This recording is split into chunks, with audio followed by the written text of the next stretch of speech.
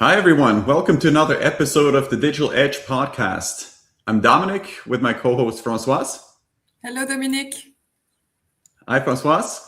And we're continuing our discussion around the impact of AI. And today we're diving a little bit into an article that we saw a few weeks ago from Mohan Nair. And it's called How to Know If You're AI Obsessed or AI Enabled. I think it was a very interesting and intriguing headline for an article, and maybe we can jump into some of the topics that were discussed in those terms.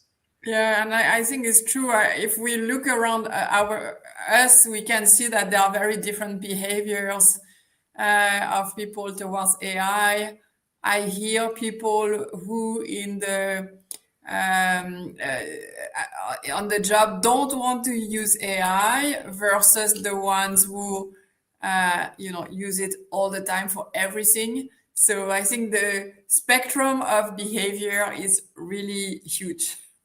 Yeah, I think very much so. And the author, I think, did a good job in explaining that, right? Because we see a lot of different ways of how people are using that technology to help themselves in very different ways. And I think let's see if we can find out what that means.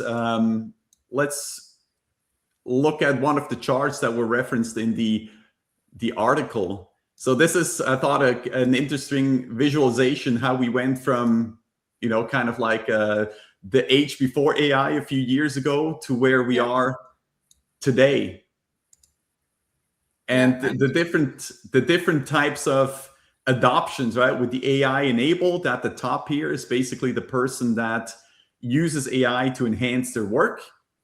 You have the AI obsessed in the middle. This is the person that almost can't function anymore. They probably forgot how to do things without AI. And then you have the AI afraid at the bottom, where those are the people that are reluctant to even talk about AI or even look at it because there's something terrible that may come from it. Mm-hmm. And when we look at this, we'll go back to AI, but I'm thinking, we can make a parallel with the smartphone. You have people who are spending, I don't know, 10 hours a day on the smartphone, and they live and they breathe through the smartphone. You have people who use the smartphone for certain usage, but it's really to be effective. And still maybe a few people who have, old version or of mobile phone that are not so smart, just to avoid being in that trap of addiction. So I make the parallel with another device. Yeah, certainly. So it's always the adoption curve, right? And we've seen definitely right off the bat with AI, people that jumped on it, utilized it, figured out what these tools can do for them. But Mhm. going ahead a little bit, like I think for people that are online very often and see social media posts and so forth, I think the perception is that the entire world is basically on AI. And if you're not on AI, then you're probably behind and you're missing out and all things are lost. And so there's another chart that was circulating on social media last week, which gave a representation of the AI adoption around the world. So this is a square that represents the entire population of humanity of 8 or so billion people, distributed into the categories of AI adoption. Yeah. And so, here you see like the great part is actually the people that have never used AI before. Hmm. Yeah, and I think that this is very interesting to put things in perspective, because we feel that AI is everywhere. As you said, we cannot function without AI. If we don't learn AI, we become obsolete. I see people who are, stressed because they don't know how to prompt well. And yeah, I think it's good to realize that it's obviously a very recent, not technology, but very recent mass usage of the technology. And, there are still a lot of people who have not been in touch with AI. I mean, I think one is access, just as access to electricity or internet. I mean, you need to have a computer, you need to have power, you need to have broadband. I mean, there are a lot of those enablers that people don't have. So I think this is one factor, and maybe in developed countries where those elements are present, maybe it's just not seeing the the opportunity, or not willing to change their habits, and sticking with what they do, and their routines. No, what do you think? Yeah, I think it's a nice visualization from a concept standpoint, right? To really highlight that the sky's not falling, and there's a lot of people that are not leveraging these tools just yet. But I think if this is representative of the entire population of Earth, right? There are people, newborns will unlikely be on AI, right? So you maybe have 10% of this chart which is not eligible to even use it just yet, right? And other Yeah, and people, probably you have the other end of the spectrum, people above, let's say, to put some figures, above over 75, 100. 80 years old, that, Yeah, probably. don't Yeah, discount I know, I the know. elderly. No, no, no, I'm very careful. That's why I put some quotes. But we know that, so some people will never adopt it. Right, Uh, right, yeah. exactly. Yeah, but I think it's a good representation, I think, of what the reality looks like, right? And you have the green portion of those who are the free chatbot users, right? So those are like, they log on and they use the free products that are available. And I think that's why uh, OpenAI started doing advertisements in ChatGPT, so they can generate some revenue from those users. And you have the yellow orangish portion, is those are the paying users for the services.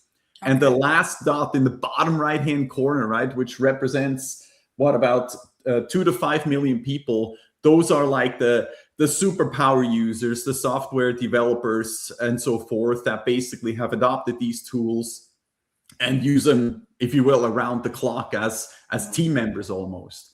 Right. So again, I think it's a good visualization from an order of magnitude perspective, but there's definitely more nuance, perhaps, to understanding this some more. Yeah.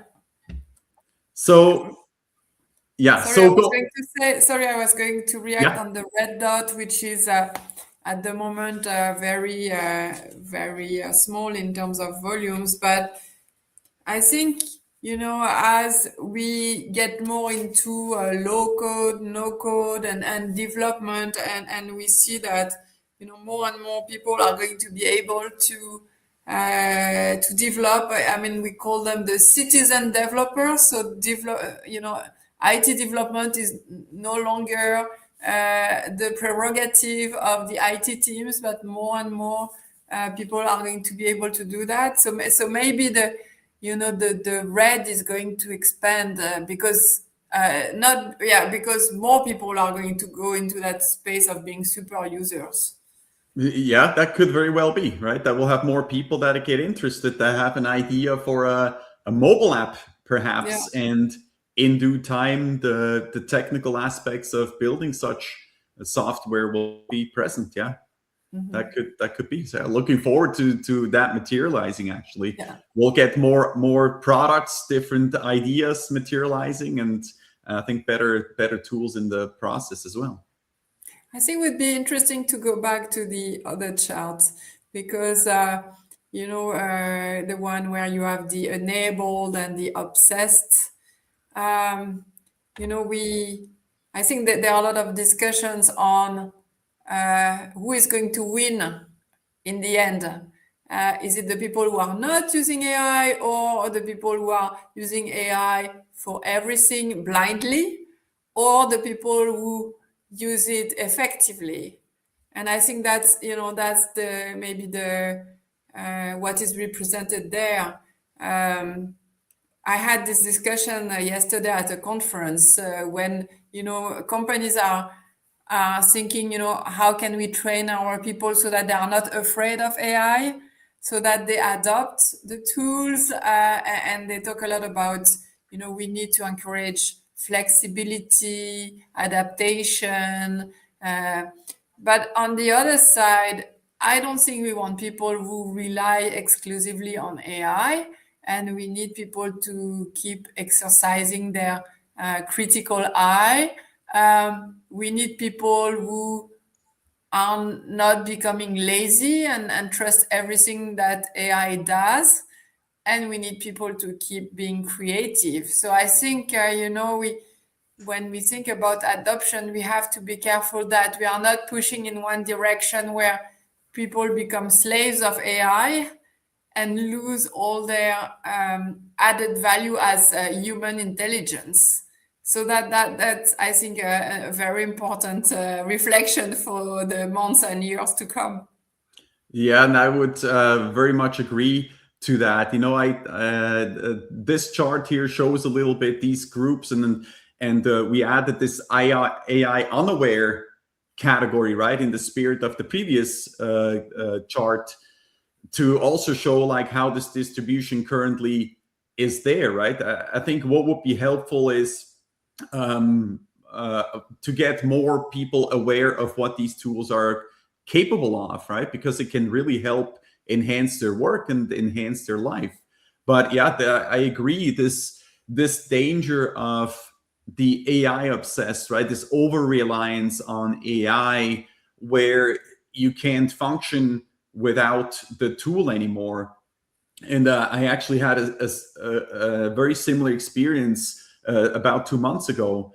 I was driving my car with automatic driving software, basically from start to finish, right? So you can tell the car to go and go to a destination, find the parking spot, and you effectively do not have to operate the car anymore. And after a month, when I was driving myself again, it was initially very difficult to be constantly on the steering wheel. I mean, I wouldn't say that I forgot how to drive, but it was rather annoying, right? It was very tedious to like, oh, I have to pay attention 100% of the time, and I have to like be very diligent about what I'm doing. And I could immediately tell that this is actually a huge risk, right? Where you give up full control of something that I've done for 20 years, driving a car almost every day, that you can forget what you've known, right? What's kind of built in, what do you think you'll never forget? It can just disappear. And I think with thinking and problem solving and creativity, I think there's a chance, right, that we could lose that with this over reliance and with the AI obsessed category of usage.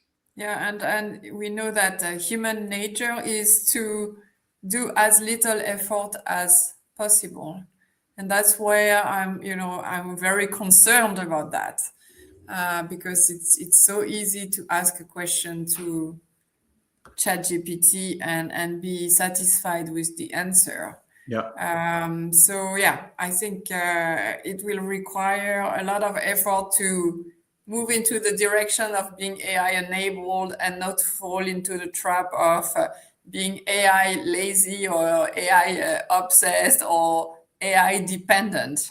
And we don't have, I guess, figures at the moment, but it would be interesting to be able to quantify, based on the usage and the behaviors, which proportion of a certain population is in each of the categories. Yes, that would indeed be interesting. For today's conversation, to close it out, I think the point is, right, with these tools being rather powerful and effective.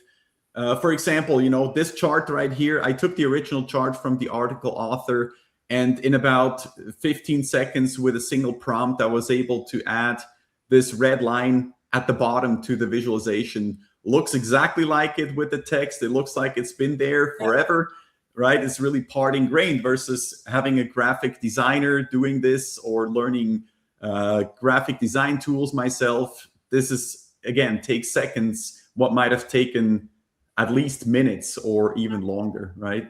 So the question is, how do we get more people from the AI unaware into hopefully the AI enabled category and not the AI obsessed and the AI afraid categories? What do you think? Yeah, I think the point is to find relevant use cases and applications of AI where it makes sense. And I think that that could be the key to demonstrate to people how, they can be more effective, they can use their brain in a more valuable way, because AI will take some of the less interesting tasks and workload. I think that that could be, the trigger to adopt AI in a smart way that is going to create a greater impact. Mm-hmm. Yeah, I also think that seeing relevant examples to the person who's trying to learn this, again, coming from the AI unaware or maybe even the AI afraid group, and seeing what is possible, right? And I see that with some of the work with our clients, where you have people that are very busy, they go about their day, they're experts at what they're doing, and it's difficult for them to incorporate these tools into their daily work. But every time when one of their colleagues sees a good use of AI, they're astonished and amazed about what is possible, right? Where there seems to be a hurdle of trying and learning and understanding and being uncomfortable to see what's even out there, right? Because we're seeing the separation maybe right now where some people are so advanced and they are in the AI obsessed category and they look so awesome that it maybe even discourages other people to get on it. They think they may already be too far behind. But I think this initial encouragement to launch into that conversation, getting people to try with representative examples of how they can save time and make their work and life easier. I think that's a simple and straightforward way to get more engagement and more interest perhaps as well. Yeah. And maybe our last point is I think that as the technology stabilizes, that will also encourage people to get into more AI usage. The problem today is that, it's changing all the time, evolving very fast, and people don't feel they are mastering what they do. And people are asking, I need to learn how to prompt and it's not there yet. I think once the technology is more stable, then there is, easier way to demonstrate the value and get people into using it. So I think we are still very early stage. Yes, we certainly are. From a technology cycle perspective, right, where we're looking usually at years and maybe decades. Yeah. We're just a couple of years into it, and it seems to be going so fast. And yes, I agree that this could be discouraging for some as well. Something that you learn today is obsolete next week, and you have to go at it again and keep up with it while being busy. Absolutely. Yeah. Thank you very much, Dominic, for the discussion on this very interesting article. Yeah, great conversation, Françoise. See you next time. Yeah, see you next time. Thanks everyone for watching. Bye-bye. Make sure to subscribe to our channel and stay tuned for more hopefully interesting content to enjoy. See you then.